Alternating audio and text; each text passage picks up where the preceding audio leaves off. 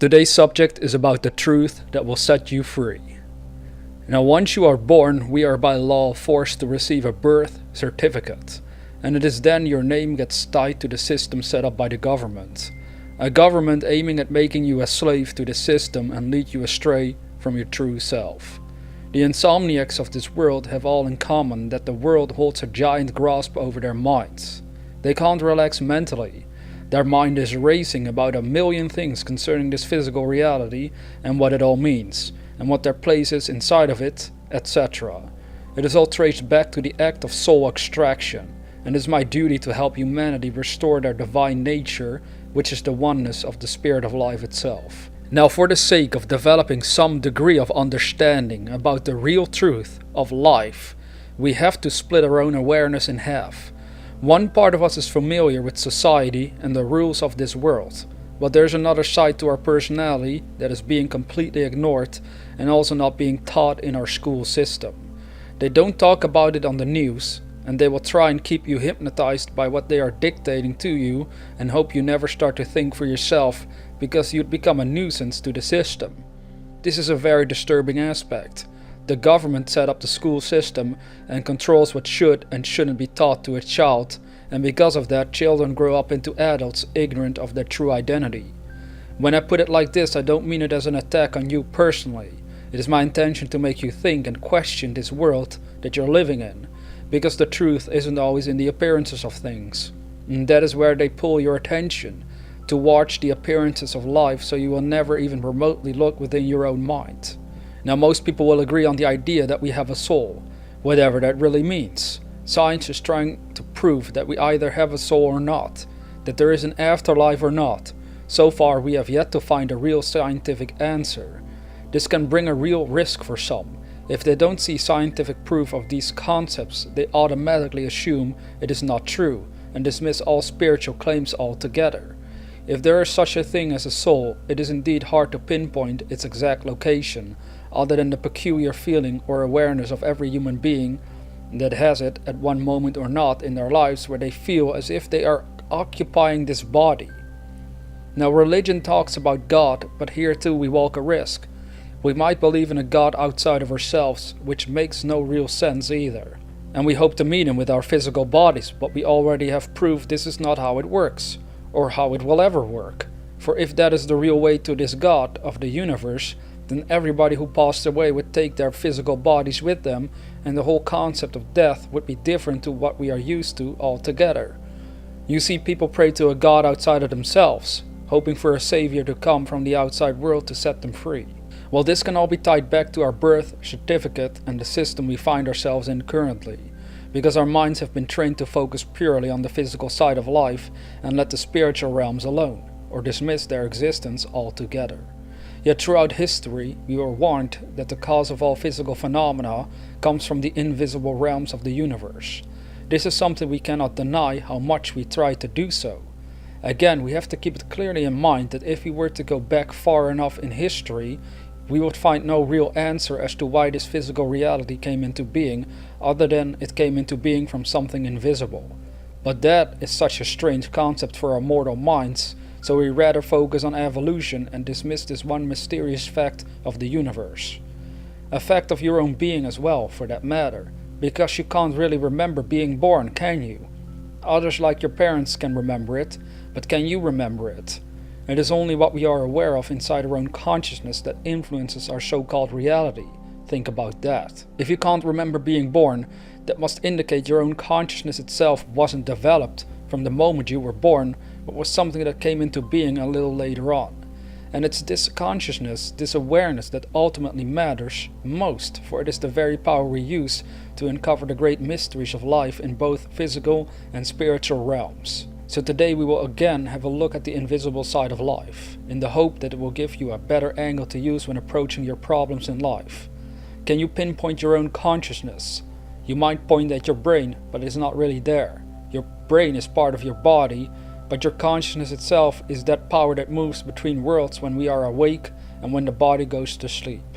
So here we are, human beings, focused purely on the physical by how we are trained in these societies worldwide, while the very power we use in order to function is invisible by nature. We should start to investigate this great mystery called consciousness. I started this lecture with the concept of birth certificates for a reason, because that certificate is one of this physical world. It is not part of your spiritual nature at all. And then as we grow up, we identify only with the name and position we hold in the physical side of life. We are so obsessed with our wealth, status, job, ego, what people think of us, etc. They are all aspects that are part of this physical side of life. But where in our journey are we willing to go inside? Have you noticed many people become more spiritually curious when they are older? Some when they are in their 50s, 60s or 70s. But why not before that? Oh, we simply dismiss it as nonsense. Who cares about all that spiritual jazz? Let's have sex. Let's go get money. Let's party. These aspects of life are all fine, but a lot of these people suffer from depression, anxiety, or any other form of mental illness. Something that from the moment they were born didn't yet bother them. It started to become clear when they were older that there was something strange about them, and now we have them on medication, which is even more drugs to numb their minds. What are psychiatrists teaching humanity? I hope over the years it improves. After all, I have seen them fail with a few people who ended up committing suicide. And there exists a great majority of people who are stuck because they get medication but no real help or inspiration to lead them out of the darkness. So I guess there was just no hope for those people. Or was there? There is always hope, but we need to be brought back to our soul essence and disconnect from and take control over all the nonsense we shall face in life. Why do people feel so bad about life and their existence? Because the physical world has taken over their minds, and that is not where your real power lies. That is not part of the real you. These earthly rules are only meant to enslave you and keep you in check, but your soul is free. Why wait until you die to experience that sense of freedom when you can have it while you are in this body as well? People tend to be so desperate for a distraction that they dare not look at their own minds. They dare not be alone for a certain period of time. Always they need some distraction, because otherwise they might face their own problems, which are always mental by nature. Since we were not taught when growing up how to actually direct our own minds, these problems seem overwhelming and we rather run away from them, and some of us are pretty good at it. We manage to run away from it all through life, but then the day comes you drop dead. You think you'll be saved from your own consciousness then, or be confronted by everything you didn't properly process while you were alive. This might seem like a doomsday scenario, or like the concept of burning in hell, but it is not like that at all. I know you won't burn in hell. No matter what you have done in life, you won't. The only hell you ever face is the hell of being ignorant about your own potential, and therefore it makes you unable to properly direct your mind, so whenever you are faced with negativity, you don't know how to fix it, and rather turn to someone or something on the outside in the hopes that it will save you. If these people or things are not turning you back to your inner world, or at least try to make you aware of this inner world, then they are misleading you for their own personal gain. Look carefully and you'll see that this is how the world works for the majority of us. We focus only on our own personal gain, feeling like we are in competition with everyone. We have to outshine others, we have to be better, we want people to admire us, and on it goes. Yet none of these aspects will be taken with you into the grave. Unless you know how to enjoy and create these aspects within the realms of the mind, you know, that place you will enter once your body dies. So let me now try and explain to you the process we as humans go through, and in your own time you can observe and confirm it for yourself. When you are born, you are dependent on your parents. If they don't feed or clean your body, you get sick and die. So this much they do, or at least I hope they did, or you'd end up an orphan or with a different family. Then the next mental evolution takes place. Conscious awareness of the world. A conscious curiosity every child has to interact and move around in this dimension. As the child grows older, they are quickly thrown into a school system to be taught to use their minds according to certain lines, so they slowly but surely stop being as curious about life and instead start to obey what the outside world is telling them to do. This to a certain extent is good. So at least we can make sure a child doesn't hurt themselves or do something stupid that might cause great sorrow to both them or others. Well then, go a little further into the future. We go to high school. They might teach us more specific subjects, but again, if you observe carefully, nowhere are they teaching you anything about consciousness itself. So again, we learn to obey society on a bigger scale. We learn more in-depth aspects of society and how it works. We learn about getting a job and that we need a good degree to have a high-paying job if we're lucky enough. Alright, after these years in high school, we can go to college. Here it is more zoomed in on a specific career goal. People can follow very specific classes that will help them get a degree in the sort of job they would like to have. This is also the place where if someone wants to study their minds, they can find these classes on psychology or philosophy. So I'll give it to them, at least college and university seem to offer it to some extent. But again, it is mostly taught according to rules already set down, workbooks, textbooks, that the student needs to study. More often than not, they are still not taught to go and work with their inner world of the mind. So we have many psychologists and psychiatrists who treat people according to a textbook. They see these symptoms in a person, so they must suffer from this or that. They have all these labels. I have seen this for myself, how this all goes down. It's completely insane. Alright, so here at this point we will be considered adults, and still this so-called adult has not been taught anything about the power of their own consciousness. They are still totally unaware that there exists an inner world that they can direct and that would ultimately influence this so-called concrete reality. Here lies the issue. You can see from the moment you are born, you are forced into a system. The system would have been better if they teach you from an early age what it means to be alive. But we all know nobody can truly tell you the meaning of life. Now life is a very individual experience from our own point of awareness. Yet the similarity is that we all can imagine, think, feel and act. We all need to go to sleep, and again this is for a divine reason. So we detach our minds and go to the inner realms of life. But we act as if there is nothing special about dreams. We just take it for granted. Oh, I just had a wild little dream. Who even cares about it? No, let's just focus on all the horror and worries we have while on planet Earth and forget all about the inner world that is constantly trying to remind humanity of its existence. This happens by the act of dreaming. So are you aware of your inner world? We constantly identify only according to what society has taught us, but there is something missing in every country, which is the self-reliant identification of the spirit of the universe, which exists within us as our own mysterious conscious awareness.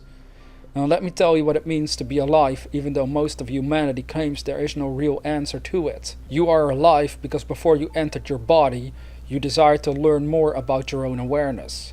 This you could only do by entering this body and experience it in the first person present tense. You had to forget what you were and who you were so you could take on this identity that you now hold, in the hopes that while you are living and going through this life you'd start to remember how to create at will, instead of unconsciously. And then you could share this marvelous awareness with all of creation as time ticks on. You are in truth alive because there are dreams that you feel like you want to share with the world and experience for yourself. These dreams come from an invisible realm. They come from within. As you learn to manifest and achieve those dreams, you start to recognize the creative power of your own mind. At least that is the real point of having dreams in life. So many people, though, they get hypnotized by the size of their success and forget all about the times they were dreaming of what they now possess, so they don't remember how it all came into being. It is once you can consciously recognize how things come into being that you can clearly see how you can escape and overcome all the struggles in your own life, and ultimately grasp why there is no death in the real sense of the word.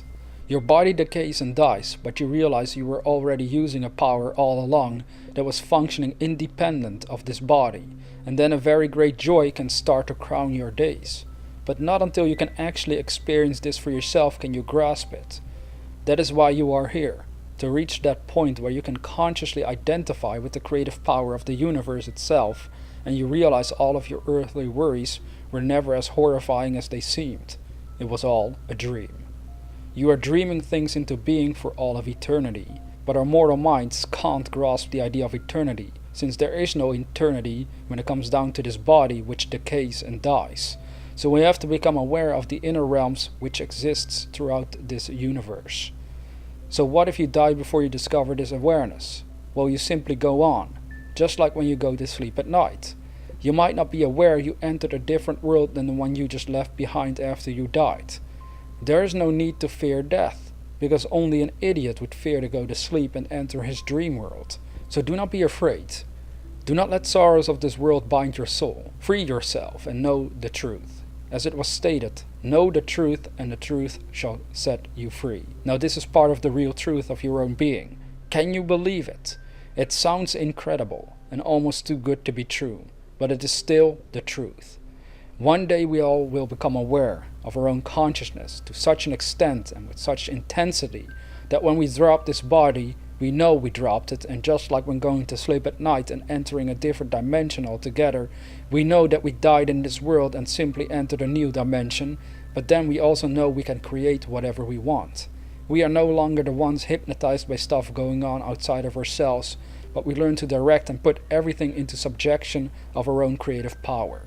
Because the source of your being is the same source as the universe, and everywhere you look, you can see the pattern of creation. Things move into form and out of form.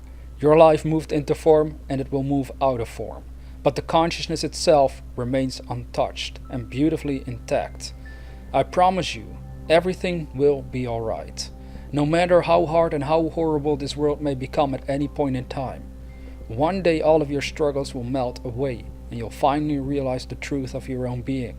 And this truth will surely set you free.